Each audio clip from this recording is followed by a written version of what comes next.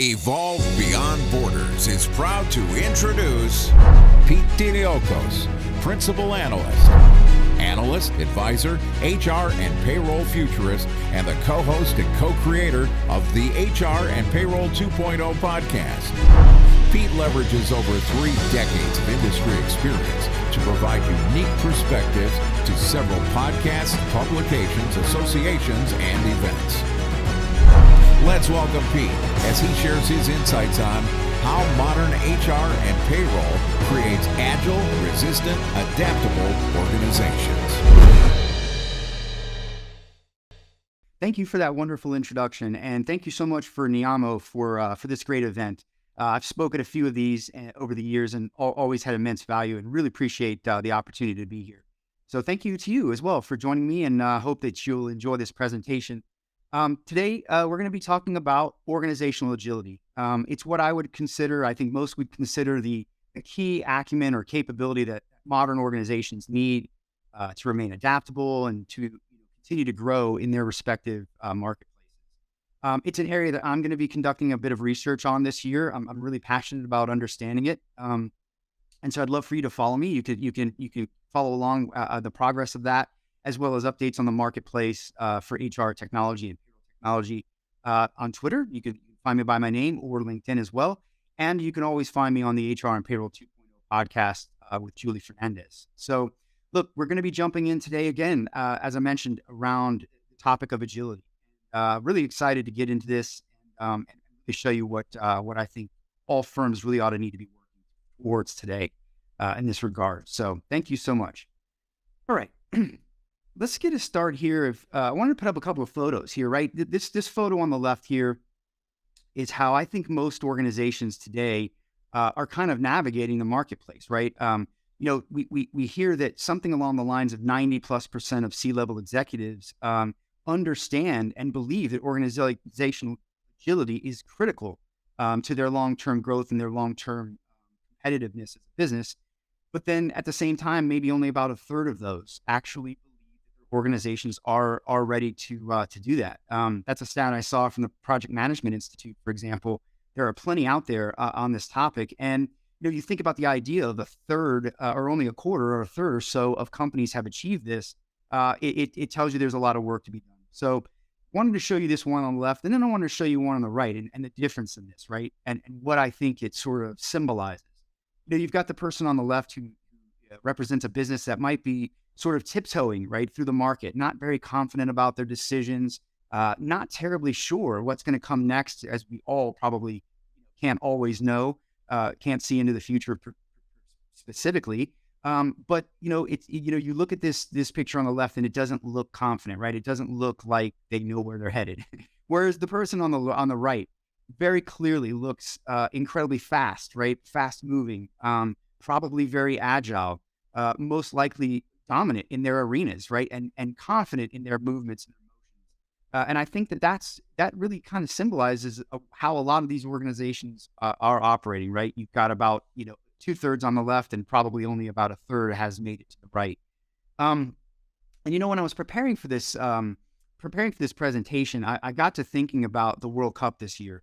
I thought it was a masterful event. It was great to have it, out of season, not in the summer, and having something to watch in the winter. But what really caught my eye was watching Argentina and Messi. What a remarkable performance. I think the whole world really rallied around them. It felt like if you weren't a fan, sorry. Hopefully your team did well. But what really made me think about that was, here's this gentleman who arguably one of the greatest of all time. I don't think anyone would argue that, but also not the youngest player anymore, right? He's out there doing something that seems almost to defy logic, right? 35 seems young, right? In number, but for a professional soccer player, as we know, I think the average for the FIFA player is under 24, 25, if I'm not mistaken. So clearly not the most young and youthful player. Arguably, Messi has incredible skills. We know he's an incredible ball handler. But what I think is really interesting when you start to look at is the fact that he does an immense amount of preparation, right? And I think that preparation, from my studies of sports greats, has been that preparation often commonly leads to better performance and agility on the field, and not just physical agility, but that mental sort of agility. You look at someone like Serena Williams. I was reading how she partnered with the USTA to leverage their analytics data and their program in conjunction with some outside help, some expertise to help her scout her opponents and prepare and be able to understand sort of on a different level mentally how to attack these threats to her game, right? You can look at many others, right? Michael Jordan, Kobe Bryant. I'm a big fan of Tom Brady. I think he is the American football player, right? He has defied logic for what a 45-year-old man should be doing. He's out there, arguably older than most of the players, and has orchestrated something along the lines of 50, I think, fourth quarter comebacks in his long 20-year career. And when you watch him play, it often feels and seems as if he knows what the other team is going to do. He's predicting what they're going to do. And I think that goes and leads to that, or is a derivative of that deep preparation, the obsessive preparation and data that he digests, both historically and behaviorally of his opponents. So what I'm getting at here, I suppose, to kind of bring this analogy all together is, I think that's how organizations fundamentally have to be operating today, right? They need to be leveraging data and insights and history and competitive information and cues and signals that are showing them the path, the way, right? And give them that appearance of being able to predict what's happening before the competition, right? Be able to be out in front of the next trend, out in front of the next volatility, out in front of the next competitive threat. There's been plenty of historical examples of firms that did not make that, did not have that agility, and did not see those things coming. Blockbuster, great example. Netflix really put them out of work. And you could kind of go on and on. There are others that examples of that, but I think what you really have to understand today is that as an organization, you really do have to be thinking about your transformative capabilities. You've got to have that agile infrastructure to help your teams be able to do what they need to do. And the key piece of all of that agility, right? There's a lot that goes into that. It requires transformation across the full spectrum of the business. Digital investments. It requires agile processes and very good skills that fit into those into their world and can deliver the things that they need to do to be competitive in their business. But HR is a massive foundation of that. It's a vehicle, if you will, for a lot of that agility. And that's what we're really going to talk about today, where HR's role is in helping companies enable this incredibly valuable competitive capability of being agile in the marketplace. And like the athlete here on the right, and Messi and Michael Jordan and all these others, making them dominant in their marketplace, making them able to almost predict what's going to happen next. That's really where you're wanting to get to. So going to dive into that subject today and really excited to be doing that. So let's talk about, first and foremost, what does agility even mean, or organizational agility even mean, right? And I'll tell you that it is more than a simple pivot. It's the capability to predict and flow with market demands, changes, and volatility, right? When you watch Messi, he seems as though he's flowing through the game. I was taken aback by how he made it appear almost as though others were standing still, when at the same time he is not the fastest player. And again, I think that has a lot to do with his experience, his well-documented game intelligence, and his study and his preparation gives him that ability to do that. And that's what businesses need. They need the ability to flow through the market and be like water, right? And ebb and flow as and when things change and become immediately different. They need to be able to react to those and pick up on those cues and signals and data points that give them the ability to be ahead of that, right? It's not a pivot, right? It's not a simple pivot. It's more than a pivot. It's really about identifying when the pivot is critical and what that optimal direction is to pivot towards. I think this is key to point out, right? It's more than making that sort of small shift. It's looking at these moments, these cues, these opportunities, and being able to have the data and the insights and the information and the skill sets and process and infrastructure to handle taking the business in that new direction, or helping it sort of take on something maybe that they are looking to differentiate in, or maybe disrupt it. So all very, very critical, but key to understand, it is deeper than a pivot. Okay. So look, let's talk a little bit about, I emphasized how important the HR operating model is to actually enable. I would say it is the vehicle of agility in a modern organization, and it is certainly the vehicle that is going to help the organization execute on their strategy. It is the vehicle that is going to make sure employees are happy, cared for, their wellness is taken care of, and they're empowered to actually deliver the impactful agility enabling skills that the organization needs.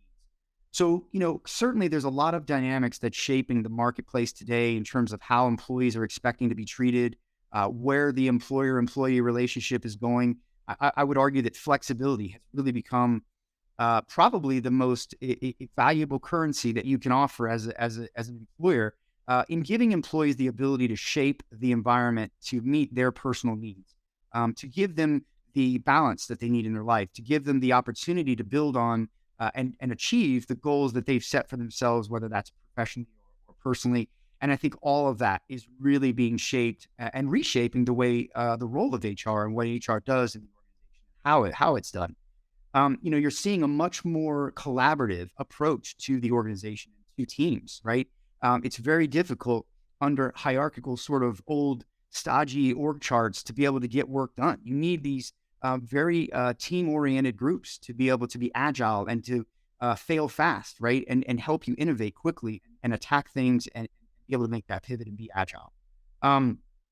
So much of it requires, a proactive and a predictive capability. And that comes from technology, right? You've got to have very good infrastructure of technology supporting your HR, supporting your whole business, particularly your customer side as well, but your employee side first, right? Your great customer experience is going to come out of your employee experience. And I think that's what you're seeing HR become. It's becoming a much more experience-led, data-led organization that's really focused on helping employees proactively predict what is next, right? For themselves personally, in their own data and information, but also in their day-to-day jobs, right? You're really seeing that empowerment being put back to the employees, giving them the opportunity to make decisions on the fly, and certainly address the things they need to address and the obstacles they need to address by way of insights. I think you're also getting to become agile processes are becoming much more common. You need the ability for these processes to shape and evolve and grow as and when they newer practices, better practices come along in the industry.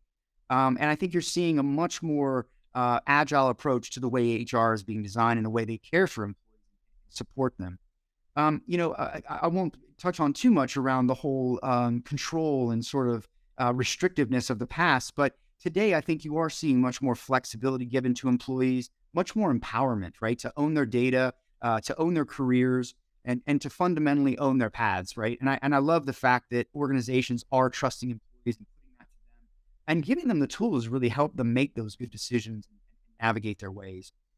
Again, I think, one of the key things here that is very important about the Agile HR organization is the integration element. Cloud systems, and we're going to talk a bit about the technology here in a moment, but cloud systems have created a great deal of extensibility that has allowed HR to not only integrate solutions, but get deeper integration across the process so that your strategic side is more married to your operational side, and the two of them can work very harmonistically together. And their data can be very powerful and synergistic when that comes together. And I'm going to talk about some examples of that here in the latter part of our discussion.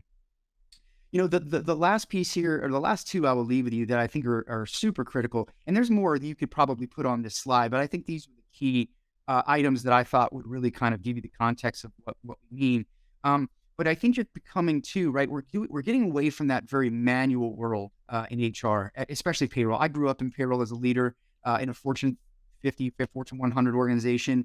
I know all too well what it's like to tick and tie payroll for 95,000 people in the middle of the night. It's the old way. Today, you're looking at a much more augmented, automated experience for the employee and for the practitioner. And most importantly, too, even the frontline manager, right? They're being asked to do a bit more from an HR perspective, while HR is becoming becoming a bit more, certainly, hopefully, a bit more strategic, if not a lot more strategic. And as a result, right, you need that augmentation to help employees get their work done, help them get their transactions. You shouldn't have to be an expert to touch the HR system and get some value out of it. It should guide you. It should automate. It should surface insights to you and give you guidance as to what you should be doing. Those nudges and insights, connecting the dots on your pay and your healthcare and your other wellness solutions. Really bubbling that up to you and helping you as an employee make good decisions about your personal life as well as your business life. And again, as I said, with the frontline manager really carrying a lot of the burden of HR, right? Caring and feeding for their workers and employees. They need insights in the flow of work. They need it as and when those things become available. They need that real-time access to data. And just like Messi, right? They need to be able to sort of stay out in front and predict what's going on. And I love what you're seeing now with the technology today. It's really surfacing those things, giving those cues, giving those nudges to help the employee, help that frontline manager, help HR, ultimately help the business to achieve its goals. And that's what we're working towards here when we talk about Agile HR. So again, very important. HR is the vehicle, right? It's where the rubber meets the road. It's where things get done. And the human capital, as we all know, is just incredibly vital to any organization's lifespan or achievements. It's going to take skills, right? It's going to take people to make it happen. And Agile HR is really necessary to give them the proper experience to set your organization up in the best possible way.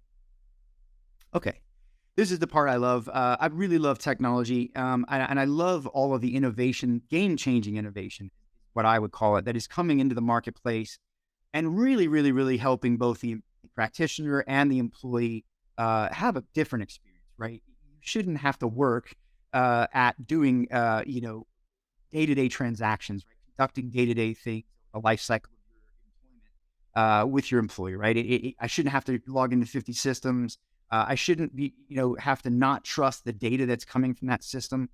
Especially if I'm a manager or a leader needing to make global workforce decisions, I need to know that data is harmonized, it's coming to a single point, and then I can get it on demand and leverage it to help my leadership, make change in the organization and achieve those goals that they have and remain an agile, easily moving through the marketplace. So what are the key pieces? Well, you can see them all here. It really begins, obviously, with cloud systems. They are very foundational to all of this. They provide immense extensibility, a single location to house your data, and some would argue certainly more secure and much more future viable in terms of being able to build off of for your organization. I think one of the other things I would point to on here that is absolutely critical, especially when we're talking about global workforces and global payroll, is APIs and integrations, and especially microservices. So now, with the extensibility of cloud, integrations have really become key arteries, if you will, moving data back and forth across the HCM landscape, moving it back and forth to payroll, particularly around the world when you have massive footprints as an organization, where you have a long tail need.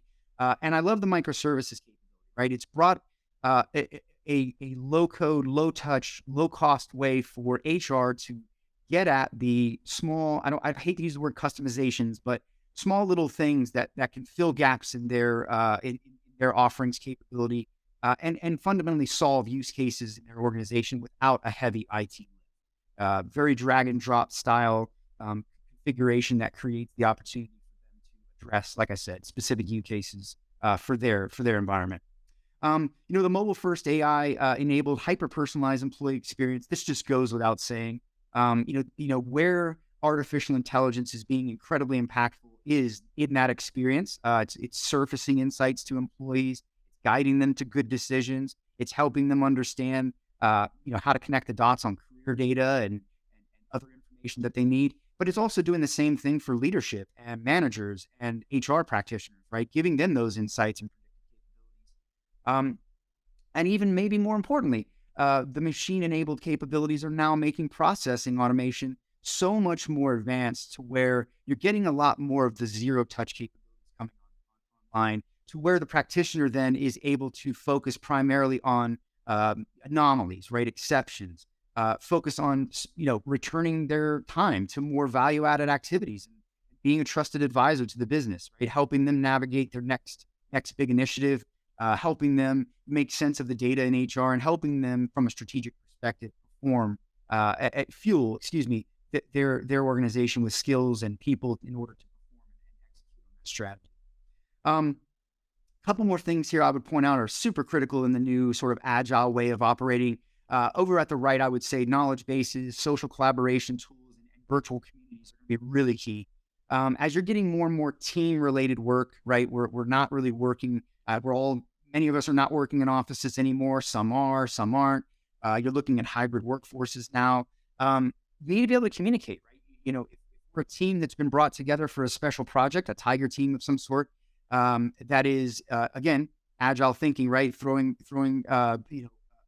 specialized team at something for a defined amount of time and getting that done and then moving on to the next thing. They need help, right? They need support, they need knowledge, they need tools, they need learning, and they need to be able to collaborate and communicate back and forth across each other, sharing best practices, sharing learnings, maybe even doing some micro learning, right? Learning on the fly how to do something and gain a quick skill. And they also, again, too, right over here at the bottom left, they also need that real-time augmented data, right? They've got to have data at their disposal in order to make great decisions. And they need that information to be reliable, right? Real-time, reliable, and consolidated so that you can see the full workforce and make great decisions. This became very apparent during COVID, right? We saw a lot of organizations, people were dispersed, communication was difficult, money movement was hard. Having good global workforce analytics and data really helped organizations that were going through that as well to be able to fare much, much better than those that weren't in my research and my work I've seen. So this is very, very pivotal, right? Having the right data at the right time in the right place is going to give you an advantage to be able to perform some of that predictive work that we talked about, to make you as nimble and agile as Messi. All right. Let's just wrap up here with one more slide. And now this is really, what I really wanted to get into here was just some of the examples of the potential synergies that are going to come when you fully align and you empower and enable infrastructure and technology and agile thinking and agile design. When you bring your operational and strategic HR together, it becomes incredibly powerful, right? It becomes very agility enabling, and it gives you a lot of that, a lot of that insight and a lot of that capability that wasn't there before when these things were operating in a siloed fashion, right? For so long, we've operated in HR and payroll in very siloed ways, and that really can't be anymore. The technology is there, the process design is there, the thinking is there, and the capability is there for you to fundamentally bring all of this together and just activate so much potential and value out of it. It's immense. So when you look at things like your operational HR, right, it's going to be your day-to-day activities, things like recruiting and onboarding, payroll, policy and procedures, right, coaching and counseling, maybe even to some extent, and certainly even just standard training and development. Then again, on the strategic side, you've got things like focusing on total talent strategies, right, trying to bring in the best talent that you possibly can from around the world or wherever you can find them. It's cultivating culture and diversity. It's change management and helping employees and the company move from one state of being and evolving over to another state of being, right? Helping them get through that transformation. Reskilling is huge. We see a lot of that going on. Predictive workforce planning is key. And of course, succession, retention, all of these things are very, very important in the strategic view of an organization, trying to protect its core skill sets. And again, just some examples, but when you bring these two things together, when they're harmonized from a process perspective, when they're harmonized from a data perspective, when they're operating in an agile process design, things become a lot more predictive and a lot more sort of the norm, right? Like take, for example, right? We talk a lot about payroll being an operational process, but when you can bring the strategic side of HR together and it's empowered to use its data, it can have a huge impact on helping HR achieve the strategic goals of the business, and also really giving them some powerful insights to take action from, right? The ability for you to be able to sort of predict the best type of candidates to come into your organization that can perform in the roles that you need can come from your data, right? But But if you can't activate that data and you don't have the reliability and the technology applied against that to give you that information, it's a gap, right? Learning in the flow of work. I know I have training and development kind of on the left, but learning in the flow of work is something that when you bring your strategic side of HR together with your operational, and and you have a very clear path of where you're headed, and you have those modern tools, you can provide employees in the moment learning, right? Because it's there, right? It's available to them. They recognize the opportunity, and they don't have to wait to sign up for some static class that's not going to happen for some time, right? They can go and self-serve and make those course corrections that they need to do in their own world. Some of the other things I think you can see that come out of this are things like skills gap analysis, right? And understanding where your skills are in context with the rest of your strategic capabilities and goals. And that all of this, right? Very, very powerful stuff that can help HR begin to provide a much more agile behavior, agile organization that fundamentally is going to help the company be more agile of itself, and certainly help them execute on their strategy and be more competitive in their arena, and hopefully maintain that seeming ability to predict and flow through where the competition may be struggling to do so. So really, really critical stuff here. Very important for both the organization, but it really, I believe, starts with HR. HR has to really be where Agile, I think, is leading, right? Improving, because again, the human capital is so critical to anything that an organization is going to do, regardless of industry, that it's really got to be all very tightly orchestrated. Bringing all the capabilities of HR together with its operational and strategic sides is going to bring out an immense amount of value and enable a lot of those agile, leaning capabilities that your organization needs to be that type of a company. So I thank you so much for today. I hope this has been very helpful for you or informative for you. Really appreciate the opportunity to be with you today, and enjoy the rest of the event.